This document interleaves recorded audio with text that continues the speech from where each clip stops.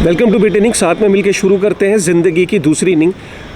बीते 24 घंटे में कुछ ऐसे न्यूज़ और ऐसे अपडेट्स हैं जो आपको पता होने चाहिए। बहुत ही इंटरेस्टिंग है, वीडियो को एंड तक ज़रूर देखिएगा। ऐसी एनालिसिस है आज के वीडियो में, कुछ ऐसे न्यूज़ अपडेट्स हैं कि आपको जब सुनोगे तो आप कहोगे वाओ, मतलब ये मेरा वादा है आपसे। तो प्लीज़ लाइक ज़रूर करिएगा और चैनल पे पहली बार आए तो ज़रूर सब्सक्राइब करिएगा, ताकि जब भी कोई ऐसा वीडियो आए तो आपको एकदम इमीडिएट बेसिस पे नोटिफिकेशन मिल जाए, ठीक है ना। तो सबसे पहली न्यूज़ ये है कि ब्लूमबर्ग की दुनिया के सबसे अमीर लोगों की एक लिस्ट आई है लेटेस्ट। वैसे तो फ़र्क नहीं पड़ता मुझे और आपको, लेकिन यार इंटरेस्टिंग है क्योंकि जो दुनिया के सबसे अमीर लोगों की जो लिस्ट है उसमें इंटरेस्टिंग बात ये है कि जो 11th रैंक है वो एक क्रिप्टो एक्सचेंज जो है बाइनेंस, उसके फाउंडर का जो नाम है वो 11th रैंक आया है उसका, सीजी जिसको हम कहते हैं। तो जो फाउंडर है क्रिप्टो एक्सचेंज के, बाइनेंस क्रिप्टो एक्सचेंज के, उसके जो फाउंडर है उनका जो रैंक है वो 11th रैंक है। और जो आप इसको इसलिए ये इंपॉर्टेंट है, आप सोच रहे होगे कि मैं क्यों इस बात पर स्ट्रेस कर रहा हूँ, क्योंकि जो मुकेश अंबानी है उससे ये ऊपर है। तो मुकेश अंबानी जो है अब वो सीजी जो एक क्रिप्टो एक्सचेंज के जो फाउंडर है उसके बाद मुकेश अंबानी का नंबर आता है। तो ये बहुत इंटरेस्टिंग है।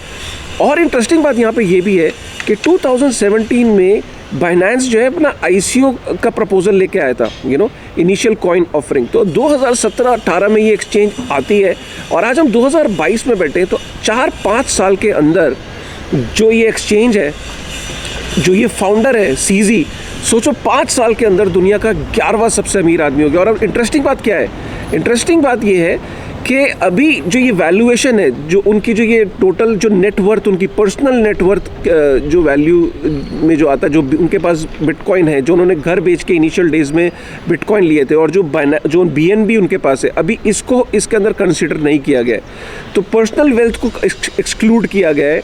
आप सोचोगे अगर वो भी इंक्लूड कर दें तो ये टॉप 10 में आ जाएंगे, है ना। कितने सालों में? 5 सालों में। और 5 साल पहले क्या करते थे? कहीं पे ये इंजीनियरिंग की जॉब करते थे। उससे पहले अपने शुरुआती दिनों में मैकडॉनल्ड्स में भी काम किया है। तो सोचो मैकडॉनल्ड्स के अंदर भी काम किया है, मैकडॉनल्ड्स के अंदर बर्गर भी बेचे हैं और एज अ सेल्समैन, और उसके बाद कई जगहों पे एज ए इंजीनियर उन्होंने काम भी किया है, कुछ क्रिप्टो एक्सचेंजेस में भी काम किया। और उसके बाद 2017 में ये प्रपोजल लेके आते हैं ICO का, और आज दुनिया के 11वें सबसे अमीर आदमियों पर इनकी लिस्ट शुमार हो गई है। और किससे ऊपर? मुकेश अंबानी जो है हमारे इंडिया के, उनसे ऊपर इनका नाम है। और हम सब जानते हैं कि मुकेश अंबानी कितना बड़ा नाम है, कितनी बड़ी इनकी लेगेसी है, कितनी बड़ी उनकी कॉरपोरेशंस हैं। तो ये बहुत इंटरेस्टिंग है। और मैं आपको आज बता रहा हूँ कि जिस तरीके से Web3 इवॉल्व हो रहा है, जिस तरीके से जो Web3 के अंदर जो स्टार्टअप्स हैं, जिस तरीके से Web3 के अंदर जो काम हो रहा है, आप बहुत सारे फ्यूचर में भी नाम देखोगे Web3 से, जो दुनिया के टॉप लोगों में जिनका नाम शामिल होगा, जो चाहे वो in terms of success, in terms of money, I think there are going to be many people in future जो क्रिप्टो से आएंगे। दूसरी इंपॉर्टेंट बात जो यहाँ पे मैं आपको बताने जा रहा हूँ वो ये कि डिज़नी को हम सब जानते हैं, आप सब जानते हैं कि कोविड के अंदर जो डिज़नी के थीम पार्क है वो दुनिया में ऑलमोस्ट उसकी मोनोपोली, उससे ऊपर डिज़नी के थीम पार्क से बेटर कोई चीज़ नहीं है। अगर आपको एक्सपीरियंस करना है तो चाहे वो आप डिज़नी वर्ल्ड हांगकांग में जाओ, चाहे डिज़नी वर्ल्ड जो US में वहाँ जाओ, डिज़नी के थीम पार्क पूरी दुनिया में है। लेकिन डिज़नी को धीरे धीरे ये रियलाइज़ होने लगा कि कोविड और पेंडेमिक के कारण उसके जो बिज़नेस है, उसके जो फुटफॉल है डिज़नी के अंदर, वो काफ़ी तेज़ी से उनके अंदर गिरावट आ रही है। तो यही कारण है कि डिज़नी ने अपने मंथन किया और उसने इवैल्यूएट किया कि फ्यूचर में लोग थीम पार्क के अंदर कैसे जाएंगे।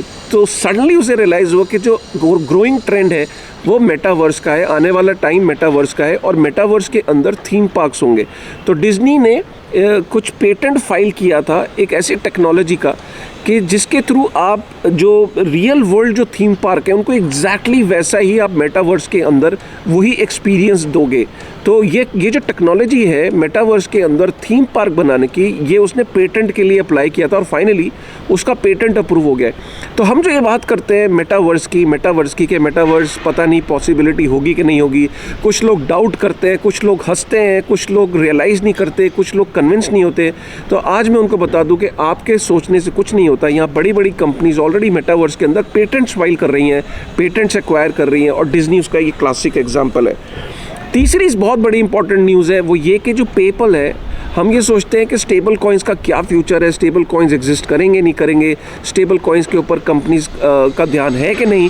हमने ये देखा कि USDT USDC और जो बाइनेंस का जो BUSD है, ये तीनों स्टेबल कॉइन्स को अगर आप मिला लो तो $125 बिलियन का इनका करीब मार्केट कैप है। कितनी तेज़ी से स्टेबल कॉइन्स बढ़े हैं, स्टेबल कॉइन्स का बहुत बड़ा कंट्रीब्यूशन है जो क्रिप्टो यहाँ तक पहुँचा है। और आज मैं आपको बता रहा हूँ कि पहले पेपल क्रिप्टो के अगेंस्ट होता था, बिटकॉइन के अगेंस्ट होता था, फिर बिटकॉइन को के थ्रू, पेपल के थ्रू आप बिटकॉइन को खरीद सकते थे, फिर उसने और कॉइन्स को ऐड किया। पहले वहाँ से आप विड्रॉ नहीं कर सकते थे, वहाँ से विड्रॉ भी कर सकते हो, और अब पेपल अपना स्टेबल कॉइन भी लेके आ रहा है। इससे पता क्या लगता है कि जो बड़ी बड़ी कंपनीज़ हैं, बड़े बड़े कॉरपोरेशंस हैं, वो क्रिप्टो के अंदर किसी न किसी तरीके से एंटर करना चाहते हैं और वो इसके अंदर अपना लीड करना चाहते हैं। वो ये चाहते हैं, वो समझ रहे हैं कि वेब 2 के अंदर जिस तरीके से उनकी लीडरशिप थी, अब वो चैलेंज हो रही है।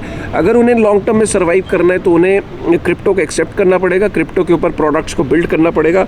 और पेपल अगर स्टेबल कॉइन्स के अंदर अगर एंट्री लेने की कोशिश कर रहा है और उसको अप्रूवल मिल जाती है अगर, तो ये एक बेस बन जाएगा। फिर बहुत सारी कंपनीज़ हैं फिनटेक के अंदर, फाइनेंस के अंदर, जो अपना स्टेबल कॉइन्स लेके आएगी। एक और इम्पॉर्टेंट न्यूज़ यहाँ पे मैं आपको, जो दूसरी सबसे बड़ी इंपॉर्टेंट न्यूज़ है, बिल मिलर यूएस के एक बहुत अमीर और एक सक्सेसफुल लोगों में उनका नाम शुमार है। बिल मिलर का नाम जो है वो, इसको आप इस तरीके से समझिए कि किस लिए मशहूर है। बिल मिलर एक बिल मिलर की एक कंपनी थी जिसके वो चेयरमैन थे, जिसका काम था एसेट्स को मैनेज करना। वो एसेट अंडर मैनेजमेंट कंपनीज होती है ना, जो बड़ी बड़ी कंपनीज होती हैं। तो बिल मिलर की एसेट मैनेजमेंट कंपनी का ये रिकॉर्ड था। बिल मिलर इसलिए जाने जाते हैं कि 15-16 साल तक उनका जो फंड था उसने S&P 500 से ज़्यादा रिटर्न दिए। मतलब आप इसको ये सोचो कि सेंसेक्स ने सपोज करो 10% रिटर्न दिए या निफ्टी ने 15% दिए, लेकिन बिल मिलर की जो कंपनी थी, जो वहाँ US में S&P 500 है, जो टॉप 500 कंपनीज जो मिलके रिटर्न दिया, उससे ज़्यादा रिटर्न 16 साल तक बिल मिलर के जो एसेट अंडर मैनेजमेंट था, जो फंड था, उसने हमेशा S&P 500 से ज़्यादा रिटर्न दिया। तो इसलिए वो जाने जाते हैं। प्लस उनकी नेटवर्थ बहुत है, और नेटवर्थ की अगर बात करूं तो करीब $500 बिलियन उनकी नेटवर्थ है, उनकी खुद की। उन्होंने एक इंटरव्यू के अंदर ये खुलासा किया है कि आज की डेट में उनकी जो नेट वर्थ है, उनकी जो पर्सनल नेटवर्थ है, वो सिर्फ दो चीज़ों में 50% बिटकॉइन में है, और जो बाकी 50% है वो अमेज़ॉन के अंदर है। Can you just imagine, 50% bitcoin and 50% Amazon. तो बिल मिलर $500 बिलियन वर्थ की जिसकी नेट वर्थ हो, उसकी जो पूरा पोर्टफोलियो है वो दो चीज़ों में डिवाइड है। लेकिन जब उनसे पूछा कि क्या बाकियों को भी करना चाहिए, बोलते नहीं, ये बिल मिलर कर रहा है। मैं दूसरों को एडवाइस करूंगा कि अगर आप बिटकॉइन के अंदर एंटर करना चाहते हो, और ये मेरी भी पर्सनल एडवाइस है इस वीडियो के द्वारा, कि अगर आप नए हैं तो आपको अपनी नेटवर्थ ऐसे डिवाइड नहीं करनी। आपको 1% से आप ट्राई करो, इंडस्ट्री को समझो, कन्विक्शन लेके आओ, चीज़ों को समझो, साइकिल्स को समझो, वॉलेटिलिटी को समझो, उसके बाद आप डिसीजन लो। लेकिन शुरुआत आप 1 से 5% से अपनी कर सकते हो पोर्टफोलियो के अंदर एंट्री। लेकिन बिल मिलर का भी ये कहना, लेकिन खुद बिल मिलर का 50% आज की डेट में जो उनकी पर्सनल नेटवर्थ है वो बिटकॉइन के अंदर है। Can you just imagine. तो ये खबर थी US से। और उसके बाद इंडिया से अगर मैं खबर आपको बताऊं तो CBDC के लिए, मतलब फिनटेक स्पेस के लिए, RBI ने एक सेपरेट डिपार्टमेंट का गठन किया है जो फिनटेक से रिलेटेड जितनी भी पॉलिसी मेकिंग है, जो डेवलपमेंट्स है, उन पे ध्यान देगी। प्लस जो सेंट्रल बैंक डिजिटल करेंसी, जो स्टेबल कॉइन की जो हम बात करते हैं, central bank governed stable coin, और उसमें भी एक होलसेल CBDC होती है, एक रिटेल CBDC होती है, दोनों को मैनेज करेगा ये डिपार्टमेंट। ये डिपार्टमेंट सेपरेटली RBI के अंडर गठन हो रहा है। इसका वजह ये है कि फिनटेक जिस हिसाब से ग्रो कर रहा है, जिस तेज़ी से ग्रो कर रहा है, तो RBI ये चाहता है कि इसका एक सेपरेट डिपार्टमेंट होना चाहिए, एक सेपरेट उसकी बॉडी होनी चाहिए जो RBI के अंडर ही होगी, और वो स्पेशलाइज्ड होगी जो फिनटेक के अंदर जितने भी डेवलपमेंट्स हो रही हैं, चाहे क्रिप्टो के अंदर, चाहे CBDC के को लेके। तो ये एक डिपार्टमेंट का गठन हो रहा है। तो ये एक इम्पॉर्टेंट डेवलपमेंट थी। और दूसरी इम्पॉर्टेंट बात है कि आपको लग रहा होगा कॉरपोरेट्स में नाइकी जो है, आपने देखा NFT में एंटर कर गया, एडिडास एंटर कर गया, सुनने में आ रहा है कि फीला भी एंटर करने वाला है, लुई विटॉन एंटर कर गया। बड़े बड़े ब्रांड्स NFT स्पेस में एंटर कर रहे हैं। और हद तो तब बढ़ गई कि जब सैमसंग का एक सबसे बड़ा स्टोर है न्यूयॉर्क के अंदर, उसने उसका रेप्लिका मेटावर्स में बना दिया। जो डिसेंट्रालैंड है उसके अंदर, मतलब जो डिसेंट्रालैंड जो है वो ब्लॉकचेन पावर्ड एक मेटावर्स है, उसके अंदर आप सोचो उसने अपना एक स्टोर खोल दिया, एक रेप्लिका खोल दिया, तो जो सामान आप रियल वर्ल्ड में ले सकते हो, आप मेटावर्स के अंदर आपने कोई चीज़ बाई करनी है, सैमसंग की बाई करनी है, सैमसंग का हैंडसेट, सैमसंग का मोबाइल, अब आप कहोगे कि यूज़ किया, अरे भाई वहाँ पे उसकी वो NFT होगी। आज सपोज़ करो नोकिया 3310 एक लेगेसी है, एक बहुत पुराना फ़ोन है, आज किसी के हाथ में दिखता है तो एंटीक लगता है ना।